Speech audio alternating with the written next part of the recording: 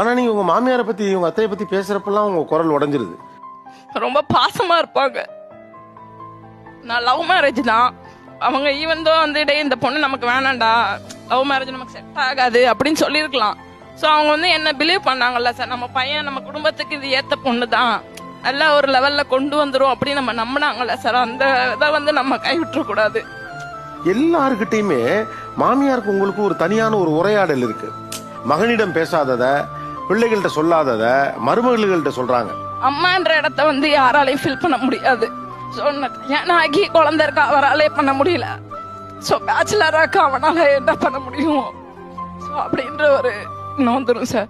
அதனால அவனை வந்து என் பிள்ளையா தான் நான் பாக்குறேன். நம்ம குடும்பம் அப்படின்னு அவன் நினைக்கிறப்ப நம்மளும் நம்ம பையன் அப்படின்ற மாதிரி தானே சார் நினைக்கணும். இந்த குடும்பத்தை நீங்க சூப்பரா கொண்டாடுவோமா? நீ அழுகாதப்பா, எனக்கு அழுக வருது. கல்லு மாதிரி இருக்கவன இப்படி பண்றியே, இதெல்லாம் நியாயமா?